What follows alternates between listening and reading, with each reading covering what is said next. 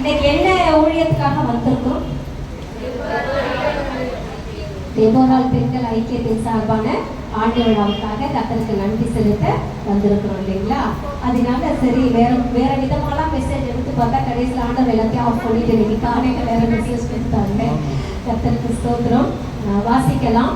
நியாயாதிபதிகளின் புஸ்தகம் 5ஆம் அதிகாரம் 7ஆம் வசனம். டெபோராளாகிய நான் எழும்புமளவும் இஸ்ரவேலிலே நான் தாயாக எழும்புமளவும் கிராமங்கள் பாழாய் போயின, இஸ்ரவேலின் கிராமங்கள் பாழாய் போயின. ஆமா, டெபோராள் நியாயாதிபதிகளின் நாட்களிலே வாழ்ந்த டெபோராள் தன்னை பற்றி தானே சொல்றாங்க. நான் எழும்பும் அளவும், நான் தாயாக எழும்பும் அளவும் இஸ்ரவேலின் கிராமங்கள் பாழாய் போயின. அப்போ அவர்களே உணர்வடைந்து அவர்களே சொல்லிக் கொள்றாங்க, நான் எழும்பணும், நான் எழும்பாததினால் இவைகள் பாழாய் போயின, அப்படியானால் நான் எழும்ப வேண்டும் என்று உணர்ந்து தனக்கு தானே டெபோராள் சொல்லிக் கொள்றாங்க இல்லைங்களா? இன்றைக்கு தேவனுடைய பார்வையிலே டெபோராளாய் காணப்படுகிற நாம் ஒவ்வொருவரையும் பார்த்து, உங்கள் ஒவ்வொருவரையும் பார்த்து கர்த்தர் சொல்லுகிறார், டெபோராளே நீ எழும்பு. ஆமென்.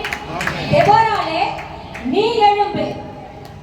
அன்றைக்கு நியாயாதிபதிகளின் நாட்களிலே இஸ்ரவேல் தேசத்திற்கு நான் ஏற்படுத்தின ஒரு டெபோராளை போல இன்றைக்கு இந்த இந்திய தேசத்திற்கு நான் உன்னை அல்லவோ டெபோராளாக வைத்திருக்கிறேன். ஒரு நியாயாதிபதியாக, ஒரு தீர்க்கதரிசியாக நான் உன்னை அல்லவோ ஏற்படுத்தி வைத்திருக்கிறேன். டெபோரா ஜெப ஐக்கிய குழுவே, நான் நேசிக்கிற இந்த தேசத்திற்கு நான் உன்னை அல்லவா ஒரு டெபோராளாக எழுப்பி வைத்திருக்கிறேன். அதனால் உன்னை பார்த்து சொல்லுகிறேன், நீ எழும்பு, நீ எழும்பு. ஆமென். கர்த்தர் நம்மை பார்த்து எழும்பு அப்படின்னு சொல்றாருன்னா என்ன அர்த்தம்?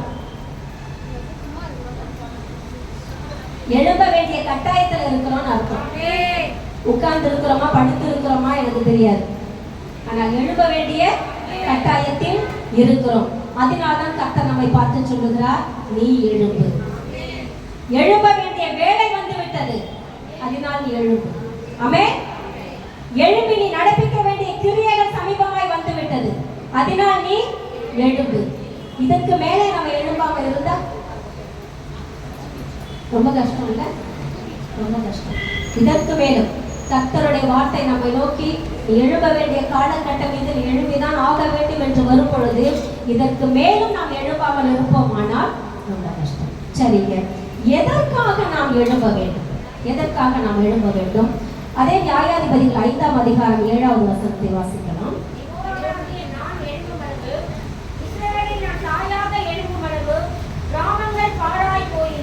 ஆமா, இங்க இருக்கிற டெபோராள்கள் எழும்பாததினால என்ன நடந்ததா? கிராமங்கள் பாழாய் போயின. அன்றைக்கு நியாயாதிபதிகளின் நாட்களில் கிராமங்களை பற்றி எழுதப்பட்டிருக்கிறது. இன்றைக்கு நம்முடைய கண் பார்க்க, உங்கள் கண் காண, என் கண் காண தேசம் பாழாக்கி கொண்டிருக்கிறது. பாழாய் கொண்டிருக்கல, பாழா போயிடுச்சு, பாழா போயிடுச்சு. அதனால் கர்த்தர் சொல்லுகிறார், டெபோராளே பாழானவைகளை எடுத்து கட்டும்படி நீ எழுப்பு. ஆமென். உன் தேசத்திற்கு, நீ வாழுகிற பகுதிக்கு, உன் குடும்பத்திற்கு, உன் சபைக்கு நான் உன்னை ஒரு டெபோராளாக வைத்திருக்கிறபடியினால் அதிலே பாழாய் போனவைகள் உண்டு. அநேகம் காரியங்கள் பாழாய் போய்விட்டது, ஆத்துமாக்கள் பாழாய் போய்விட்டது, கர்த்தர் அருமையாய் கொடுத்த நன்மைகள் பாழாய் போய்விட்டது. அவைகளை எழுந்து கட்ட, பாழாய் போனவைகளை பழுது பார்த்து கட்ட டெபோராளே நீ எழும்பு என்று சொல்லுகிறார்.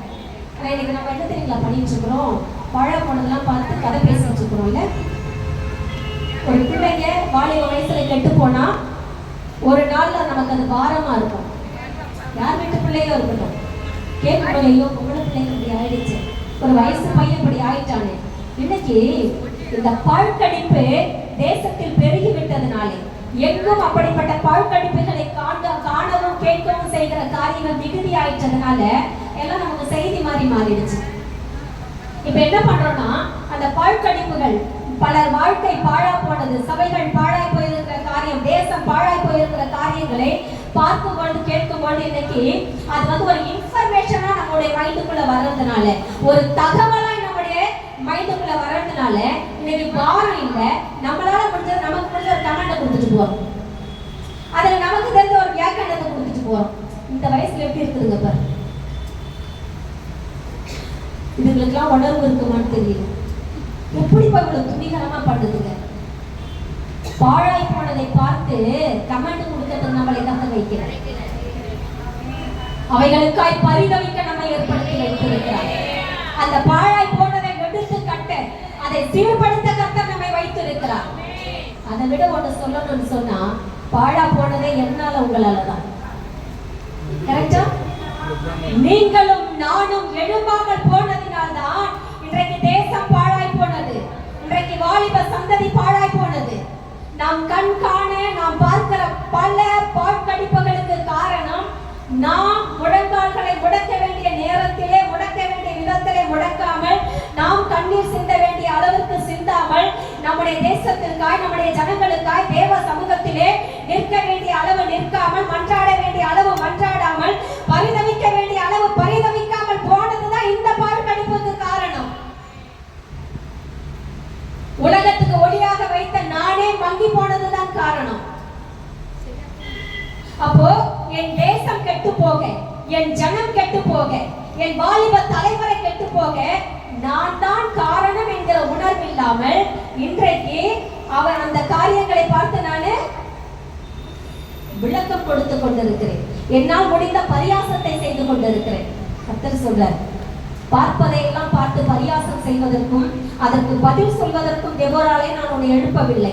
அவைகள் பாழாய் போனதை நீ பார்க்கும் பொழுது அதை பழுது பார்த்து கட்டுவதற்கு நான் உன்னை எழுப்ப சொல்லுகிறேன். அவைகளை பழுது பார்த்து கட்டுவதற்கு தான் நான் உன்னை வைத்திருக்கிறேன். அதனால் உன் தேசத்திலே, உன் குடும்பத்திலே, உன் சபையிலே பாழாய் போனவைகள் எவைகள் என்று கவனித்து பார்த்து சீக்கிரமாய் அவைகளை பழுது பார்த்து கட்டுகிறவளாக நீ எழுப்பு, நீ எழுப்பு. ஆமென். இந்த காலத்துல எழும்பாவிட்டால் ஏதோ ஒருவேளை ஒரு சிலது மீந்து இருக்கலாம், அவைகளும் கெட்டு போகும். ஒருவேளை இப்ப முயற்சி செய்தா இதையாவது காப்பாத்திடலாம் அப்படிங்கிற நிலைமையில சில விஷயங்கள் மீந்து இருக்கலாம். இஸ்ரவேலிலே தப்பினவர்களை போல சிலது மீந்து இருக்கலாம்.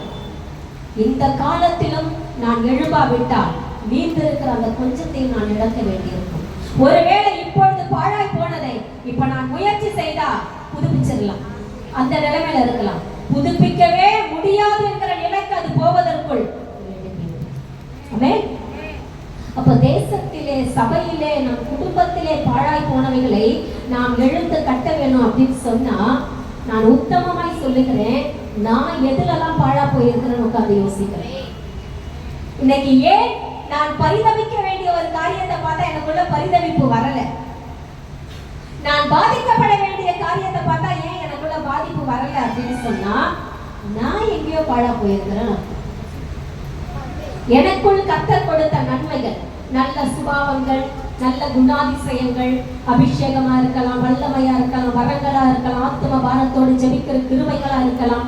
இப்படி கர்த்தர் எனக்குள் வைத்த அந்த நல்ல காரியங்களிலே பலவற்றை நான் பாழாக்க இடம் கொடுத்து வச்சிருக்கேன், அல்லது நான் பாழாக்கி வைத்திருக்கேன். அதனால் இன்றைக்கு என் குடும்பத்தில் பாழாய் போனதை நான் எடுத்து கட்ட வேண்டுமானால், என் சபையிலே பாழாய் போனதை, என் பட்டணத்திலே, என் தேசத்திலே பாழாய் போனதை நான் எடுத்து கட்ட வேண்டும் என்றால், முதலாவது நானும் நீங்களும் தேவ சமூகத்திலே நம்மை ஆராய்ந்து பார்த்து நமக்குள் பாழாய் போனது எது என்று சரி பார்த்து அதை கட்ட வேண்டும். ஆமென், ஆமென்.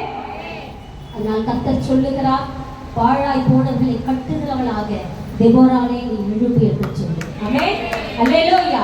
கர்த்தருக்கு மகிமையை செலுத்துவோம். இப்பொழுதும் கூட நீ பாழா போயிட்ட, அதனால நான் ரிஜெக்ட் பண்ணிட்டேன். தேசம் பாழா போயிடுச்சு, அதனால ரிஜெக்ட் பண்ணிட்டேன். புதுப்பிக்க முடியாத அளவுக்கு போயிடுச்சு, இனி உன்னால ஒண்ணும் முடியாதுன்னு கர்த்தர் சொல்லல. நீ எழுப்பினால் கட்டுவாய், நான் உனக்கு அது எவ்வளவு பாழாய் போயிருந்தாலும் இது அதற்கு வேலையா இருக்கிறதுனாலே, தெபோராளே நீ எழுப்பினால், நீ எழுப்பினால் நீ கட்டுவாய், அந்த பலத்தை நான் உனக்கு கொடுப்பேன் என்று கர்த்தர் சொல்லுவார். நீ எடுக்கிற முயற்சியில நான் உனக்கு துணை நிற்பேன் என்று கர்த்தர் சொல்லுகிறார். ஆமென். வாய்ப்பு இருக்குன்னு கர்த்தர் சொல்லுகிறார். பழுது பார்த்து கட்ட வாய்ப்பு இருக்குன்னு கர்த்தர் சொல்லுகிறார். ஆமென். அவர் நம்பிக்கையின் தேவன், அவர் நம்பிக்கையின் தேவன். ஆமென். என்றென்றைக்கும் நம்பத்தக்கவர். அவர்தான் நம்மளை தைரியப்படுத்துகிறார். அல்லேலூயா, அல்லேலூயா. அடுத்ததாக நான் எதற்காக எழும்ப வேண்டும் என்று சொன்னால், நியாயாதிபதிகள் 5ஆம் அதிகாரம் 6வது வசனத்தை வாசிக்கலாம்.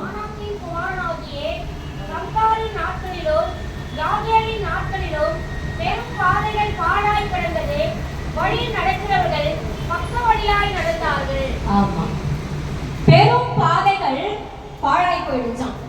வழி நடந்தவர்கள் பக்க வழியாய் நடந்தார்களாம். பாழாய் போனவைகளை எடுத்துக்கட்ட கர்த்தர் நம்மளை எழுப்ப சொல்லுகிறார். நடந்து போக வழி இல்லைங்க, நல்ல வழி இல்லை. வழிகள் எல்லாம் முள்ளும் குறுக்குமாக இருக்கிறது, மேலும் பள்ளமுமாக இருக்கிறது. என் பாதங்களை வைத்து நடப்பதற்கு அது ஏற்றதாக இல்லை.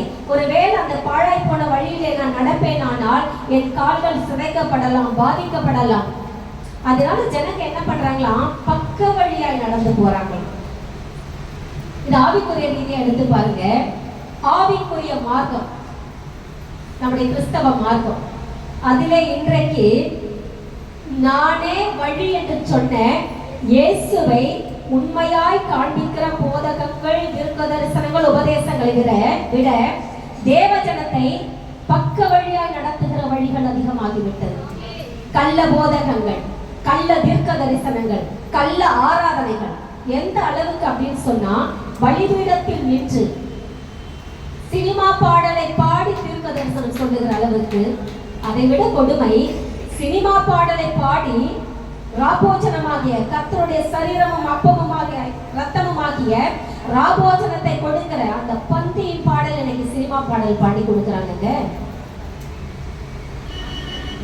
ஜனங்களுக்கு ஏதோ ஒரு வழி, இந்த இடத்தை விட்டு நான் கடந்து அந்த பக்கம் போய் ஆகணும். அதனால் நேர்மையாய் சத்தியத்திலே உத்தம உபதேசத்திலே நடப்பதற்கு கர்த்தர் அமைத்து கொடுத்த பாதைகள் இன்றைக்கு பாழாய் போய் கிடக்கிறதுனாலே ஜனங்கள் பக்க வழியாய் போய் கொண்டு இருக்கிறாங்க. பக்க வழியா போறவங்க பரலோகம் போவாங்களா? பக்க வழியாய் போகிறவர்கள் தான் சேர வேண்டிய இடத்தை சரியாய் போய் சேர முடியுமா? ஒருவேளை நேரடியா நம்ம வழி பார்க்கும்போது, எப்பா இந்த வழி சரியில்லை, சைட்ல ஒரு வழி போட்டு போலானாக்க உலக காரியத்திற்கு அது ஓகே. ஆவிக்குரிய காரியத்திலே பக்க வழி என்று ஒன்று கிடையவே கிடையாது. ஒரே வழி இயேசு, ஒரே வழி இயேசு. அவர் நமக்கு அமைத்து கொடுத்த வழி, அது ஒன்றுதான் பரலோகத்திலே கொண்டு போய் சேரும். ஆமென்.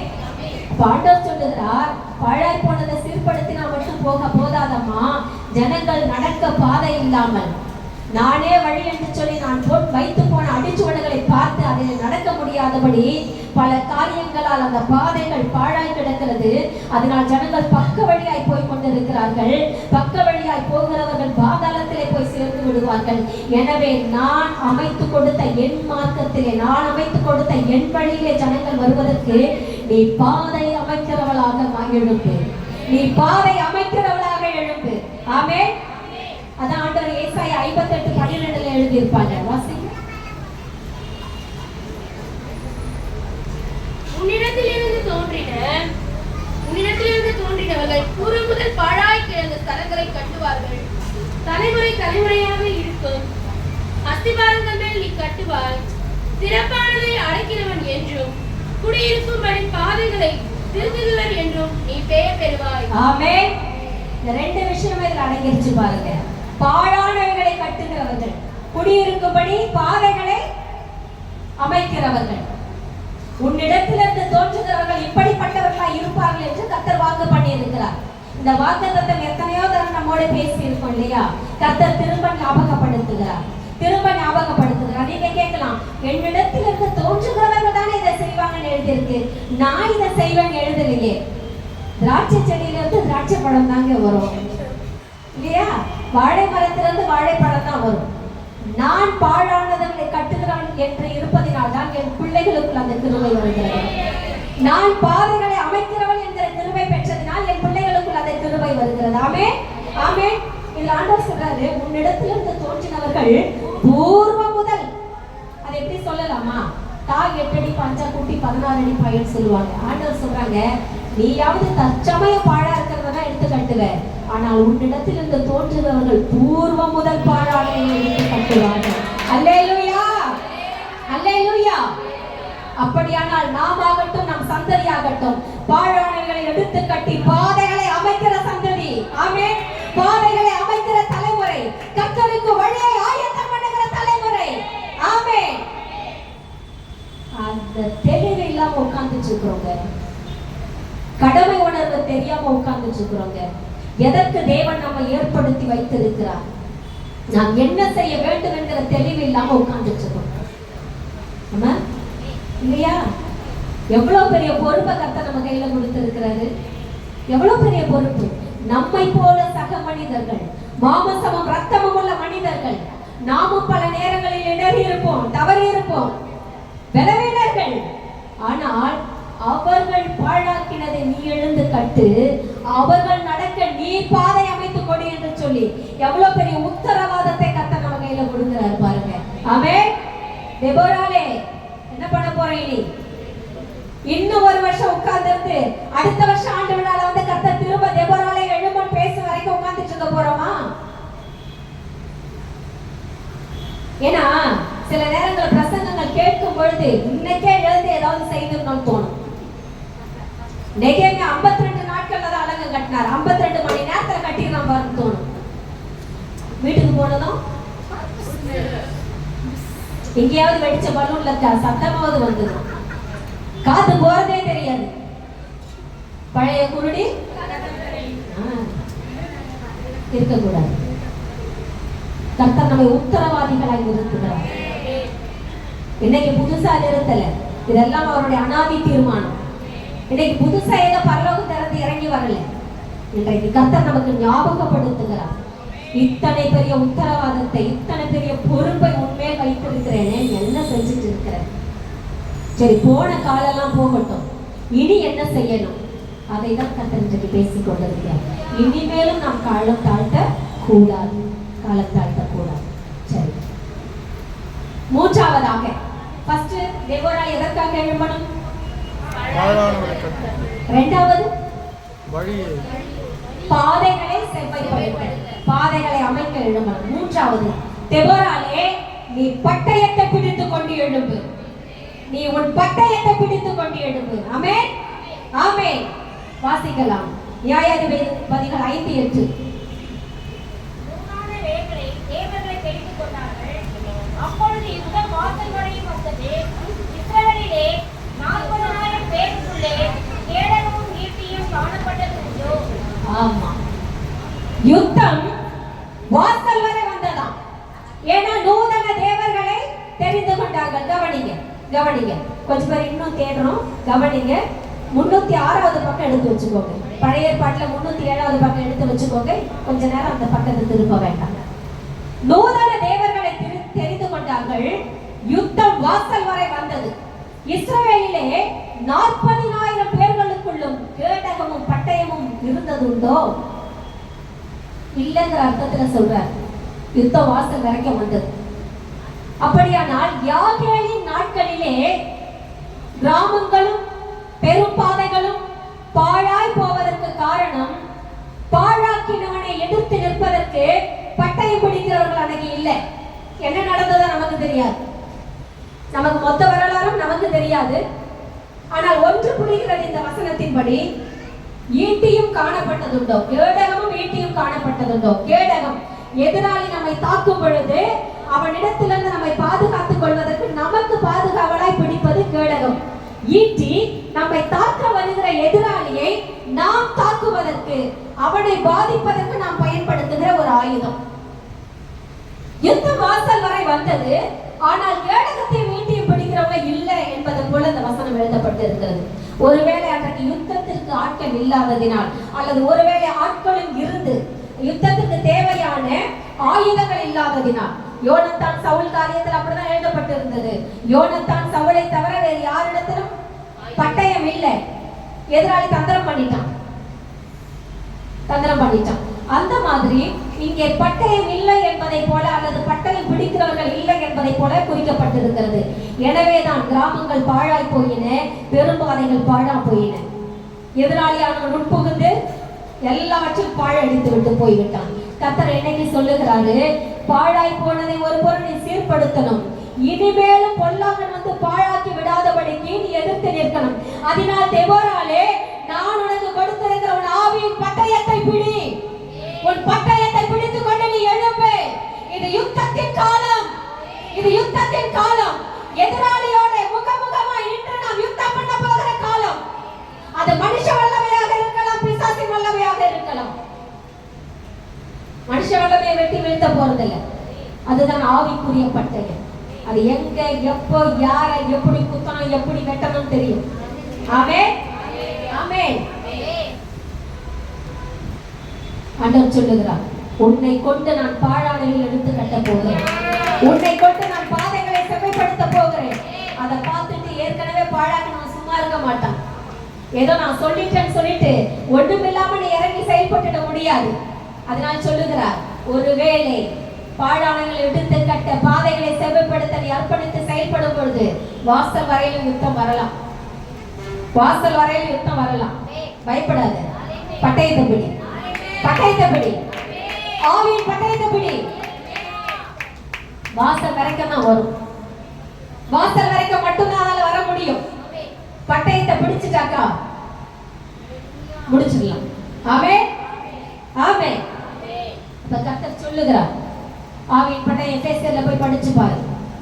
எபேசியர் 6ஆம் அதிகாரத்துல இல்லைங்களா, அதை குறித்து நிறைய விளக்கங்கள் கேட்டிருப்போம். பட்டயம்னா நேரடியா கத்தி ஈட்டி எடுத்துக்கொண்டு போவதல்ல, ஆவிக்குரிய ரீதியாக நம்மை சீர்படுத்தி கொண்டு ஆமென் நம்முடைய ரட்சிப்பை ஆராய்ந்து பார்த்து கடந்த நாட்களிலே நாம் ரட்சிப்பின் அனுபவத்திலே கெட்டு போயிருப்போமானால், விட்டு கொடுத்து இருப்போமானால், பெற்ற ரட்சிப்பின் வஸ்திரத்தை கரைபடுத்தி இருப்போமானால் அவைகளை எல்லாம் சரி செய்து கொண்டு ஆமென் விசுவாசத்தை சரி செய்து கொண்டு நீதியாய் நடக்கிற வாழ்க்கையில அநீதியாய் அக்கிரமமாய் நடந்திருப்போமானால் நம்முடைய நீதியை சரி செய்து கொண்டு கர்த்தருடைய சுவிசேஷத்தை சொல்லாதபடிக்கு வீட்டுக்குள்ளேயே இருந்து கொண்டு இருந்திருப்போமானால், ஞாயிற்றுக்கிழமை சர்ச்சுக்கு வர்றது வீட்டுக்கு போறது இப்படி இருந்திருப்போமானால், ஆயத்தம் என்னும் பாதரட்சியை தொடுத்து கொண்டு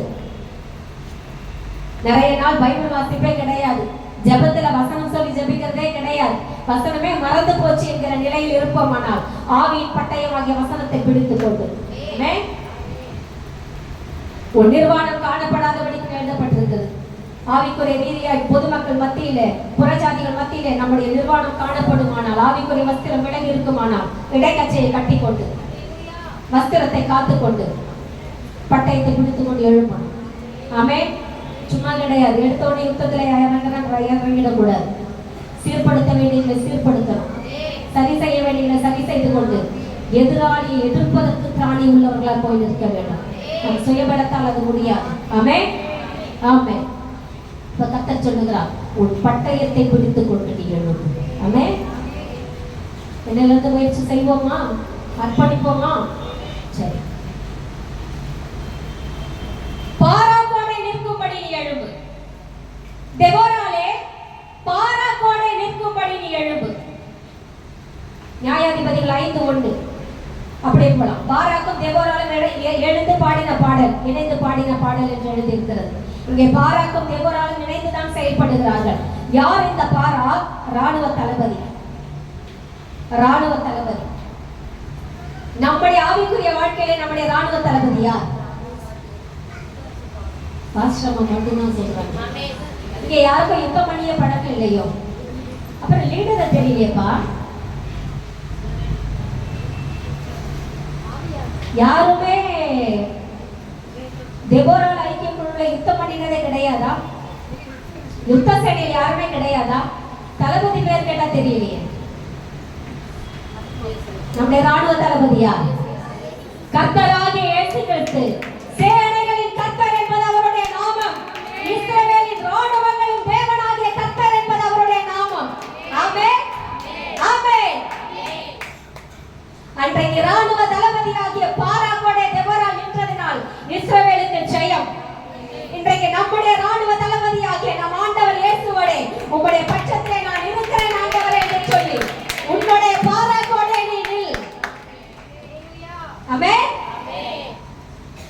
ஏன் தெரியுமா? அன்னைக்கு வேணா பாராக்கோடைய பார்வையில தெபோரால் பெரிய ஆளா இருந்திருக்கலாம். ஏன்னா யுத்தத்துக்கு நீங்க வந்தாதான் நான் போவேன், அவர் தெபோரால கூப்பிடுறாரு. ஆனால் ஆவிக்குரிய ரீதியாய் சொல்லுகிறேன், நம்முடைய ராணுவ தளபதியாகி இயேசு இல்லாம நம்மளால் ஒன்றும் பண்ண முடியும். ஆமென் ஆமென். பாழானதை கட்டணும், பாதை அமைக்கணும், பட்டயத்தை பிடித்து எதிராளிக்கு விரோதமாய் நிற்கணும்னா நம்முடைய தளபதி நம்மோட இருக்க வேண்டும். நம்முடைய தளபதி நம்மோட இருக்க வேண்டும். அவரை தக்க வச்சுட்டு போய் நில்லு, அவரை தக்க வச்சுட்டு போய் நில்லு. நீ உயிரோடு இருக்கும் நாளெல்லாம் உனக்கு முன்பாக எதிர்த்து நிற்கிறவன் ஒருவனும் இல்லை. ஆமென். இல்லாம போய் நிக்காத. அவர் இல்லாம போய் நிக்காது, சேதப்பட்டுட்டு. ஆமென். உன் ராணுவ தளபதியாக உன் பாராக்கோடே நீ, உன் பாராக்குக்கு நீ பட்சமாய் நீ தெபோராளே. ஆமென். இப்படியெல்லாம் நான் எழுப்பணுங்க. கேட்கும்போது ரொம்ப ஆசையா இருக்கு. எவ்வளோ பெரிய காரியத்தை கர்த்தர் வச்சிருக்கிறார். சிலருடைய கண்கள் கலங்குது, சந்தோஷப்படுறேன், உண்மையிலே சந்தோஷப்படுறேன். சிலருடைய கண்கள் கலங்குது. ஆவியானவர் உணர்வை கொடுக்கிறார். கர்த்தருக்கு மகிமை உண்டாகட்டும். சரி, இத்தனை பெரிய தரிசனம், இத்தனை பெரிய தீர்மானம், இத்தனை பெரிய உத்தரவாதம் என் மேல இருக்குது. இப்படியெல்லாம் நான் எழுப்பணும்னு சொன்னா ஃபர்ஸ்ட் என்ன தெரியுங்களா பண்ணணும்? நியாயாதிபதிகள் 5:12 வாசிக்கலாமா? விழி விழி தெபோராளே விழி விழி, பாட்டு பாடு பாராக்கே எழும்பு, அபினோகாமின் குமாரனே உன்னை சிறையாக்கினவர்களை சிறையாக்கி கொண்டு போ. விழி விழி தெபோராளே, பாட்டு பாடு. யாரும் கையெல்லாம் தூக்க வேண்டாம், வெளிப்படையா கேட்கிறேன். அதிகாலை 4 மணி 5 மணிக்கெல்லாம் எழுந்து கர்த்தரை தேடி ஆனந்த கழிப்போட நீங்க பாடி எத்தனை நாள் ஆச்சுன்னு உங்களை நீங்களே கேட்கிறீங்க. யாரும் கை தூக்க வேண்டாம். ஒருவேளை நான் செய்யறேன்னு யாராவது கை தூக்கினா செய்யாதவங்களுக்கு அதுக்கு சங்கடமா இருக்கும். நம்மளே கேட்டுக்கலாம்.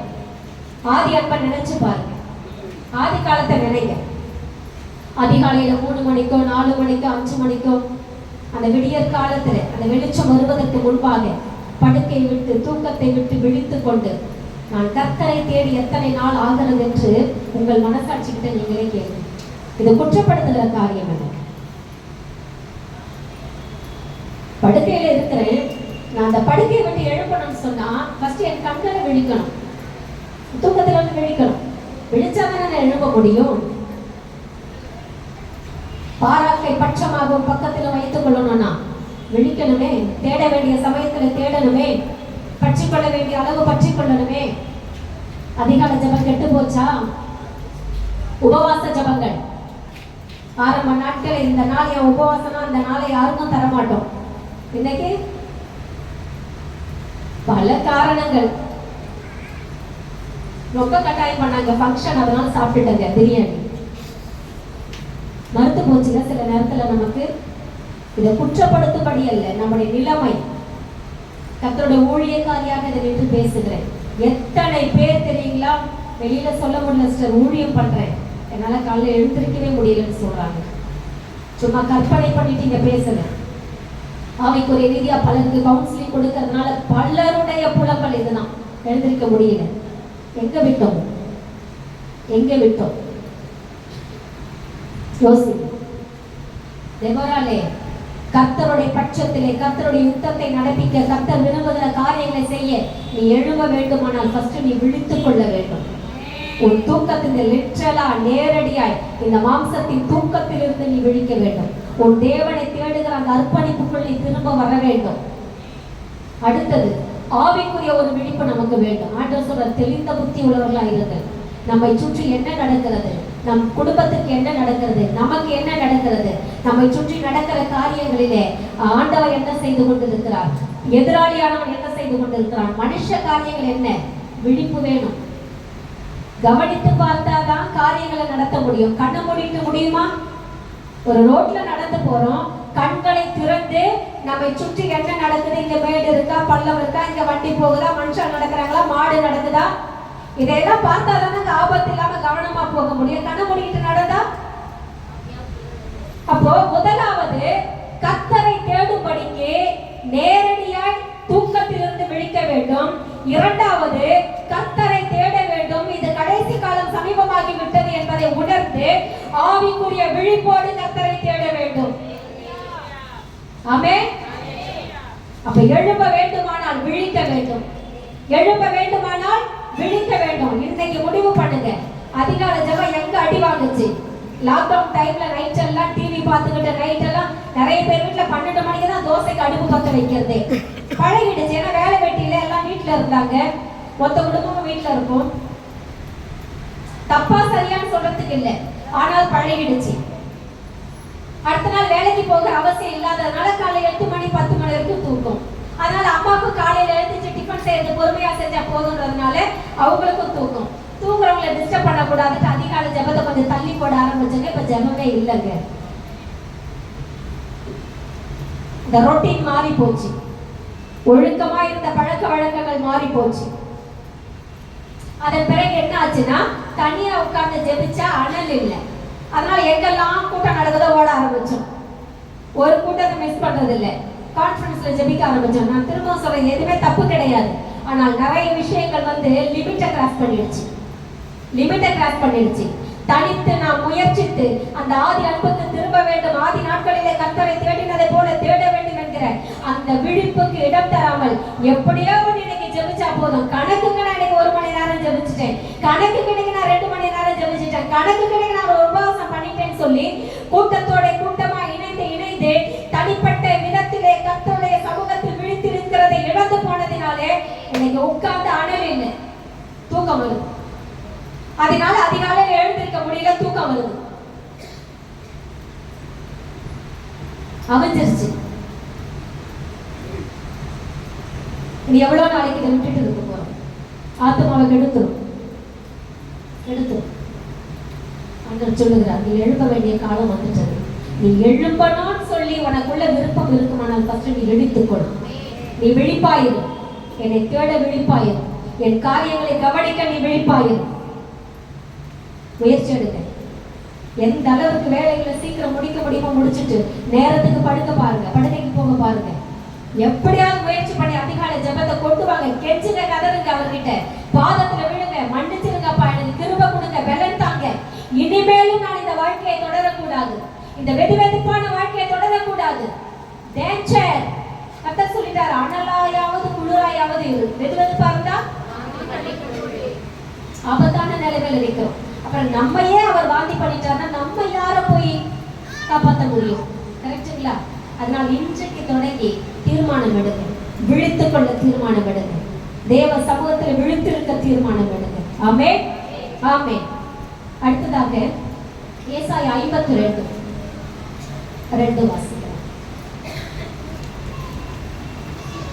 தூசியை உதறிவிட்டு எழுந்திரு, எருசலேமே வீற்றிடு, சிறைப்பட்டு போன சீயோன் குமாரத்தியே, உன் கழுத்தில் உள்ள கட்டுகளை அவிழ்த்து விடு. ஆமென். விழித்துக் கொண்டு எழுப்பணும்னு சொன்ன ஆண்டவர் சொல்றாரு, தூசியை உதறி விட்டு எழுது. இந்த இடத்துல ஒரு நம்பிக்கைக்காக இந்த வார்த்தையை கர்த்தர் கொடுக்கிறார். அதாவது தேவ சமூகத்திற்கு போகும் பொழுது ஒரு குற்றமன சாட்சியோடு இருக்கக்கூடாது. ஒரு தைரியம் கொண்டு நம்ம அப்பா தான் நமக்கு இரக்கம் செய்வார், நமக்கு மன்னிப்பு கொடுப்பார், நமக்கு சகாயம் பண்ணுவார் என்கிற அந்த நம்பிக்கையோடு பெற்றுக்கொள்ள வேண்டும் அல்லது பெற்றுக்கொள்வேன் என்கிற அந்த உறுதியோடு அவர் சமூகத்தை நாடுவதற்கு நமக்கு ஒரு தைரியத்தை கொடுக்கிறார் ஆண்டவர். இவ்வளவு காலம் சரியா ஜெபிக்கல, வேதம் வாசிக்கல, என் முகத்தை தேடல, என் சமூகத்துல ரொம்ப டைம் ஸ்பெண்ட் பண்ணல, அப்படியே ஏதோ உன்னை நீயே திருப்திப்படுத்திட்டு ஓடிட்ட. ஓகே, இப்போ நான் எத்தனை சொல்றேன், அது ஒரு தூசியா பாக்குறேன். ஒருத்தர் தான் புரிஞ்சிருக்குன்னு நினைக்கிறேன். நீ கரைப்பட்டுட்ட, நீ அசுத்தமாயிட்ட, உன்னை திரும்ப என் கையில எடுக்க முடியாது, உன்னை தொட முடியாது, உன்னை பார்க்க முடியாது, அந்த லெவலுக்குலாம் நான் சொல்லல. தூசிப்பட்டுட்டேன். நான் உனக்கு கொடுத்த ரட்சிப்பின் வஸ்திரம், நான் உனக்கு கொடுத்த நீதியின் வஸ்திரம், நான் உனக்கு கொடுத்த பரிசுத்த வஸ்திரம் தூசிப்பட்டுடுச்சு. உதறிட்டு எழும்புகிறார். தூசியை தட்டுறதுக்கு எவ்வளவு நேரம் ஆகும்? ஆனா மைண்ட்ல ஒண்ணு வைக்கணும், தூசி தான், ஆனாலும் நான் பரிசுத்தரும் பரிசுத்தத்திலே மகத்துவம் உள்ள தேவனமா இருக்கிறதுனால அந்த தூசியோட என்கிட்ட வராது. உதறிட்டு வா. தூசி தான். நீ கரை படிச்சு போயிட்டேன்னு நான் சொல்லல, சீ என்று எகழத்தக்கவளாய் மாறிட்டேன்னு சொல்லல, தூசி தான். ஆனாலும் நான் பரிசுத்தர். அந்த தூசியோட வந்தவனை என்னால அணைக்க முடியாது. அதை உதறி விட்டு வா. இளையகுமாரன் அணைச்சார் அப்பானாக்கா அது நமக்கு புரிவதற்கு ஒப்புமை, சரிங்களா? அதை உதறி விட்டு வா. அப்பா பிள்ளைன்னு பார்க்கும்போது பிள்ளை எவ்வளவு அழுக்கா இருந்தாலும் ஓகே. ராஜாவிடத்துல ஒரு பிரச்சனை போகும்பொழுது எஸ்தருக்கு என்ன கட்டளை கொடுத்தார்? கடிக போற பொண்ணு தான் எப்படி இருந்தாங்க, உள்ளவான்னு சொல்லியிருக்கலாம்ல. ராஜவஸ்திரம் தரித்து ராஜாவின் முற்றத்துல போய் நின்றாள். நாம எல்லா நேரத்திலும் அவர் அப்பா, அவர் இரக்கம் உள்ளவர், அன்புள்ளவர், எப்படி போனாலும் ஏற்றுப்பார், எல்லா நேரத்துக்கும் பொருந்தாது. தேவனை அறிய வேண்டிய விதத்திலே அறிய வேண்டும். அதனாலதான் சொல்றாரு கர்த்தரை அறிகிற அறிவுல வளர்க்கணும். ஆமென். அப்ப சும்மா எப்ப பாரு அவர் அன்புள்ளவர், இரக்கம் உள்ளவர், மன்னிக்கிறவர், தயை பெருத்தவர், எப்படி இருந்தாலும் சேர்த்து பாருங்க, சேர்த்துக்க மனதா இருப்பார். ஆனால் இந்த நிலையில நீ இப்படி வந்தாதான் சேர்த்து பண்ணா, அப்படி போனாதான் சேர்ப்பாரு. இல்லாட்டி முச்சத்துக்கு வெளியில தான் நிக்கணும். அரண்மனைக்குள்ள போக முடியாது, பரிசுத்த ஸ்தலத்துக்குள் போக முடியாது. ஆமென். ஆண்டவர் சொல்றாரு உன்னிடத்தில் இருக்கிற அந்த குறைகளை நான் ஒரு தூசியா தான் பார்க்கிறேன், ஆனாலும் அந்த தூசியோட வராது. நான் பெரிய திட்டங்களை வச்சிருக்கிறேன், உன்னை வச்சு செயலாற்ற. தூசியோட வந்த வேலைக்கு அதை உதறிட்டு வா, அதையும் சுத்தப்படுத்தி விட்டு வாங்குறார்.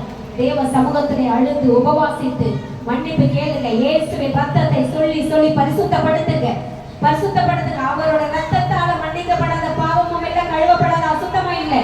ஆமென்.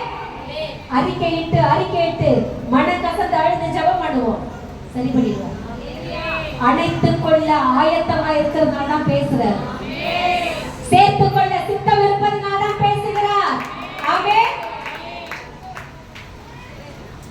வார்த்தைகள் ஒருவேளை கடினமா தோன்றினாலும் அதற்குள்ள இருக்கிற அவருடைய அன்பை, அதற்குள்ள இருக்கிற அவருடைய ஏக்கத்தை, எதிர்பார்ப்பை, எப்படியாவது வந்துரு, உன்னை நான் கையில் எடுக்க விரும்புறேன், எப்படியாவது வந்துரு, உன்னை கொண்டு நான் என் சித்தத்தை நிறைவேற்ற விரும்புறேன்னு சொல்றாரு பாருங்க. அதை கவனித்து பார்க்கவே. ஆமென். அல்லேலூயா. ஆண்டவர் இன்றைக்கு சொல்லுகிறார், தெபோராளே எழும்பு, பாழானவைகளை எடுப்பித்து கட்ட எழும்பு, பாதைகளை செவைப்படுத்த எழும்பு, பாழாக்கினானை எதிர்த்து நிற்க பட்டயத்தை பிடித்துக் கொண்டு எழும்பு. நீ இப்படியெல்லாம் எழுப்பி நிற்கணும்னு சொன்னா முதலாவது நீ விழித்துக்கொள். என்னை தேடுவதற்கு விழிப்பாயிரு, ஆவிக்குரிய காரியங்களை அறிந்து கொள்வதை விழிப்பாயிரு.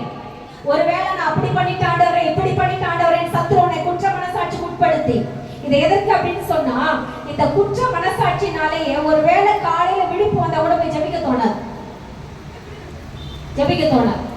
அப்ப இப்படி சத்துருவானவன் குற்றப்படுத்தி குற்றப்படுத்தி என் சமூகத்தை தேட விடாமலே பண்ணிட்டானா, அவன் சொல்றான் நீ கரைப்பட்டுட்ட, நீ அசுசி பட்டுட்ட, உன் ரட்சிப்பின் வஸ்திரம் கெட்டு போச்சு, உன் பரிசுத்த வஸ்திரம் கெட்டு போச்சு, அது தீட்டு சீயன்று இகழத்தக்கது ஆயிடுச்சு, கர்த்தர் உன்னை சேர்த்துக்க மாட்டாரு, கர்த்தர் இனி உன்னை கொண்டுலாம் ஒன்றும் செய்ய முடியாது, நீ உன் தரிசனத்தை இழந்துட்ட, உன் அழைப்பை இழந்துட்ட, இனிமேலாம் கர்த்தரால உன்னை பயன்படுத்த முடியாதுன்னா பேசுறானா, அவனை பார்த்து சொல்லு, டேய் நீ தான் அப்படி சொல்ற, எங்க அப்பா அதை தூசின்னு சொல்றாருடா.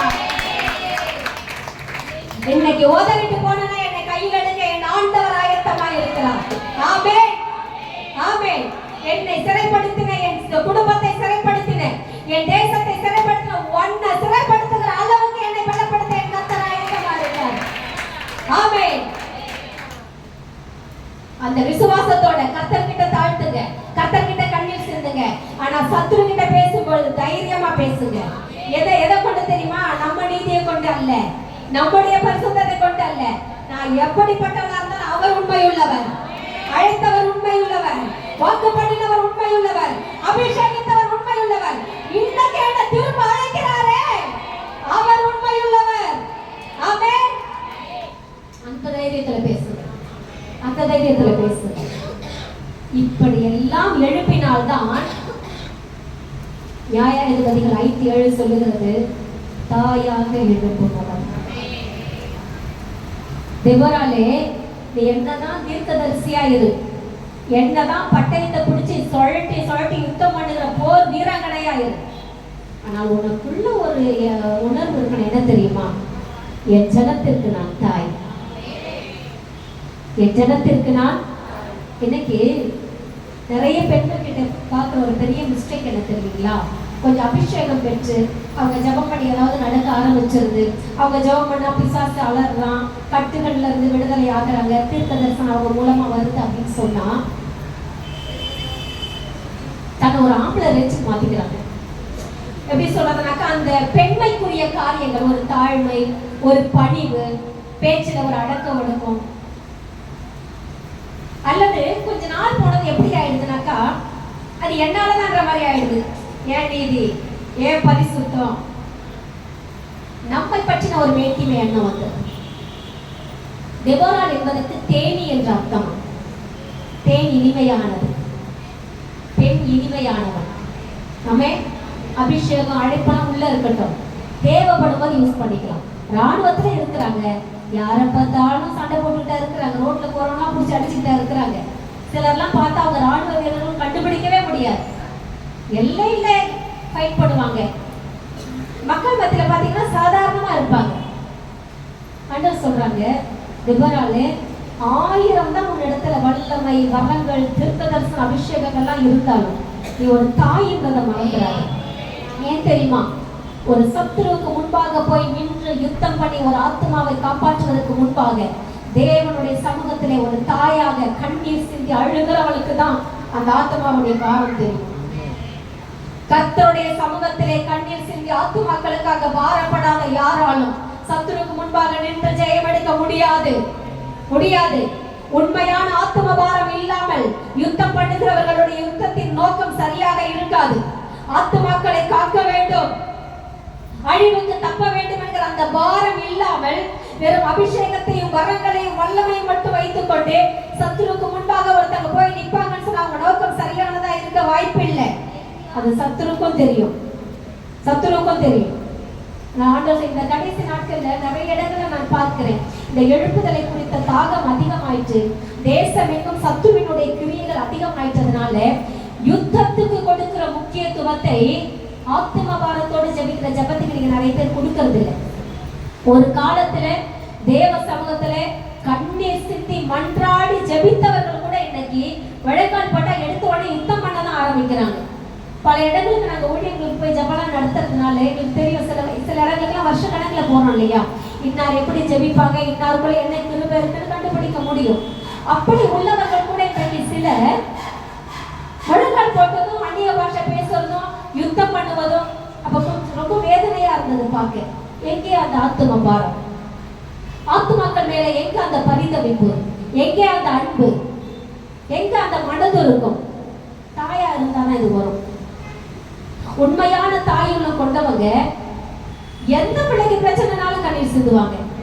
பெற்றவங்களுக்கு தானே தெரியும். ஒரு பிள்ளையை பெற்றெடுத்தவங்களுக்கு தான் அடுத்த பிள்ளையோட அருமை தெரியும். பவுல் சொல்லுகிறார், கிறிஸ்துவுக்குள் நான் உங்களை பெற்று கர்ப்ப வேதனைப்பட்டதுனால அப்படி சொல்றார், சும்மா கிடையாது. ஒரு ஆண் கர்ப்ப வேதனை பற்றி எழுதுகிறார். அப்ப இன்றைக்கு இப்படியெல்லாம் நாம் எழுப்பி கர்த்தருக்காய் கிரியை நடப்பிக்க வேண்டும் என்று கர்த்தர் தான் பேசுகிறார். அதற்காக நாம எதையெல்லாம் விட்டு எழுப்பி என்னெல்லாம் செய்யலாம் கர்த்தர் தான் சொல்லுகிறார். அதற்கெல்லாம் ஆதாரமாக உனக்கு ஒரு தாய் உள்ளம் வேணுமா, ஒரு இரக்கமுள்ள சுபாவம் வேணும், மனதுருக்கமுள்ள ஒரு சுபாவம் வேணும், ஒரு மென்மையான சுபாவம் வேணும். இன்னைக்கு அபிஷேகம் பெற்றுட்டா கணவனே மதிக்கிறது இல்லை. உனக்கு என்ன தெரியும்? ஜோம் பண்ண தெரியுமா? சர்ச்சுக்கு ஒழுங்கா வரையா? ஒரு ஜெபத்துக்கு ஒழுங்கா வரையா? வேலையை விட்டுட்டு கூட்டு போங்க எல்லா ஜெபத்துக்கும். கணவரை வேலைக்கு போவான்னு சொல்லிடுங்க. உங்களை மாதிரி எல்லாமே ஜெபத்துக்கு நல்லா சாப்பிடலாம், வாழ்க்கை கட்டணும். அவர்கள் அவங்களுடைய காரியத்தை பார்க்கறாங்க. வாரத்துல ஒரு நாள் கிடைக்கிற நேரம் தேவ சமூகத்துக்கு வராங்க. அதுல எவ்வளவு கற்றுக்கொள்ள முடியுமோ அவ்வளவுதான். அப்ப வீட்டிலே கர்த்தர் நம்மளை இருக்க வைத்து சில பேருக்கு எல்லாருமான்னு தெரியல, நமக்கு கூடுதலா சில காரியங்களை கொடுக்கிறாருன்னா இந்த பொறுப்புகளை நிறைவேற்றதான். அதனால் பெற்றுக்கொண்டதை வைத்து மற்றவர்களை அற்பமாய் பேசுவதற்கு அல்ல. அப்ப அபிஷேகம் பெற்றுட்டோம், ஒரு வெளிப்பாடு கிடைச்சிருச்சு, நம்ம மூலமா ஒரு தீர்க்க தரிசனம் வருதுன்னு சொன்னோடனே தலையில கொம்பு முளைக்க கூடாது. இல்ல, கொண்டையை தாண்டி கொம்பு முளைக்க கூடாது. கரெக்டுங்களா? எல்லா காலத்திலும் அந்த தாய்மைக்குரிய ஒரு சுபாவம், அந்த இனிமைக்குரிய ஒரு சுபாவம். இந்த தேனி பல பூக்கள் மேல் போய் அமர்ந்து பல பூக்களில் இருக்கிற இனிமையை கொண்டு வந்து ஒரு இடத்துல சேர்க்குது. அப்படி நாமும் இனிமையானவர்களாக தேவனுக்குள்ளாக திவ்ய சுபாவம் உள்ளவர்களை தேவனுக்காக கவர்ந்தெழுத்து சேர்க்கிறவங்களா மாறணும். கோபம் வரும், வைராக்கியம் வரும், அதெல்லாம் வர வேண்டிய நேரத்துல காரண காரியத்தோட வரணும். அதுக்காக அப்படியே வெது வெதுப்பாவே எப்பவுமே நாங்க அமைதிங்க அப்படின்லாம் இருக்க முடியாது. அவைக்குரிய வாழ்க்கைன்னு வரும்பொழுது அல்லது சாதாரண மனுஷன்னு வரும்பொழுது சில இடங்கள்ல கோபங்கள் வரும், சில இடங்கள்ல வைராக்கியம் வரும். காரண காரியத்தோடு நியாயமாய் வந்தால் ஓகே. காரணமே இல்லாம கண்டபடி வந்தாங்க நம்ம கிட்டதான் பிரச்சனை. ஆமென். அப்ப இன்னைக்கு முதலாவது தேவ சமூகத்துல ஆண்டவரே என்னை குறித்து இன்னமும் நீங்க இப்படி ஒரு தீர்மானம் வச்சிருக்கிறீங்க, இன்னமும் ஒரு திட்டம் வச்சிருக்கிறீங்க, என் மேல் வைத்த அந்த தரிசனத்தை இன்னும் நீங்க எடுக்கல. அதற்கு இன்னும் என்னை தகுதிப்படுத்த முற்படுறீங்க, என்னை ஒப்பு கொடுக்கிறப்பா. அதற்கு அஸ்திவாரமாக நான் அதிகாலை தோறும் விழித்துக் கொண்டு உடைய சமூகத்தை தேட என்னை ஒப்பு கொடுக்கிறேன், உடைய முகத்தை தேட என்னை ஒப்பு கொடுக்கிறேன் ஆண்டவரே. எல்லாவற்றுக்கும் மேலாக எல்லார் மேலும் ஒரு அன்புள்ளவளாக, மனதுருக்கம் உள்ளவளாக, பார்க்கிறவங்க கிட்ட எல்லாம் குறை கண்டுபிடிச்சுக்கிட்டு, பார்க்கிற குறைகளை எல்லாம் பேசிக்கொண்டு, புறம் பேசிக்கொண்டு, இப்படி நான் என் மனதை கடினப்படுத்தாமல் எந்த காரியத்தை பார்த்தாலும் அதை கர்த்தர் எப்படி பார்க்கிறீர் என்கிற உணர்வோடு அதில் நீ படுகிற பாரத்தை நான் சுமக்க, யாராக இருந்தாலும் அவர்களை நேசித்து ஜெபிக்க, உடைய மனதுருக்கத்தை பிறருக்கு வெளிப்படுத்த, மற்றவர்கள் நான் ஆறுதலா இருக்க, ஆதரவா இருக்க ஒரு தாயாக என்னை எழுப்ப ஒப்பு கொடுக்கிறேன் ஆண்டவரே. அப்படி ஒப்பு கொடுத்து பாருங்க, ஏற்ற காலம் வரும் பொழுது நம்மை குறித்த தரிசனம் பர்ஃபெக்டா நிறைவேறும், பர்ஃபெக்டா நிறைவேறும். விட்டு கொடுப்பது மட்டும்தான் நம்ம காரியம். இப்படி கிரமமாய் நம்ம ஒப்பு கொடுத்து நாம் செய்ய வேண்டிய காரியங்களை செய்ய தொடங்கிவிட்டால், வசனம் சொல்லுது, அயனங்கள் சிசராவோட யுத்தம் பண்ணினதாம், நமக்காக யுத்தம் பண்ண தூதர்கள் வருவார்கள், இயற்கை இறங்கி வரும். அதன் முடிவு நாட்களிலே தேசம் அமைதலாய் இருந்தது என்று எழுதியிருக்கிறது. அப்ப இதெல்லாம் கர்த்தர் எதுக்கு தெரியுங்களா சொல்றாரு? தேசத்தின் அமளியை ஓயச் செய்து ஒரு அமைதலை கொடுக்க விரும்புகிறார். கடைசி காலம், கர்த்தரின் வருகை காலம், உலகத்தின் முடிவு காலம், நடக்கிற சம்பவங்கள் பயங்கரமா தான் இருக்கும். அதற்கு நடுவிலே ஒரு தேவரால் எழுப்பி இப்படிப்பட்டவளாக தேவனுக்கு முன்பாக தன்னை நிறுத்தினார். நீங்க இருக்கிற எல்லையில் அமைதல் உண்டாகும். கலிபோர்னியாவில் அந்த மாகாணம் முழுவதும் இருந்தது. ஒரு மனுஷன் சாட்சி சொன்னாரா, என் வீடு ஒண்ணும் ஆகலங்க சொன்னாரா? அப்ப நீங்க இருக்கிற பகுதியில, நீங்க இருக்கிற சபையில, உங்க குடும்பத்துல உங்களை ஒரு தேவராளாக இப்படிப்பட்ட தகுதிக்கு உட்படுத்தி நிறுத்துங்க. சுற்றி அமளியும் கூக்குரலும் கேட்டாலும் உன் எல்லையிலே அமைதல் இருக்கும், உன் எல்லையிலே சமாதானம் இருக்கும். தேவன் உண்மை உள்ளவராய் இருக்கிறார். ஆமென். என்னுடைய சமாதானத்தை உங்களுக்கு வைத்து போறேன்னு சொன்னாரே. ஆமென். உலகத்தை பார்க்காதீங்க, நடக்கிற சம்பவங்களை பார்க்காதீங்க, அவரை பாருங்க, அழைத்தவரை பாருங்க, அபிஷேகித்தவரை பாருங்க, நம்மை கையில் எடுத்து பயன்படுத்துகிறவரை பாருங்க. அவர் என்ன சொல்றார், அவர் என்ன செய்றார், நான் என்ன செய்யணும்? ஆமென். ஒப்பு கொடுத்து ஜெபிக்கலாமா? எழுதி போமா.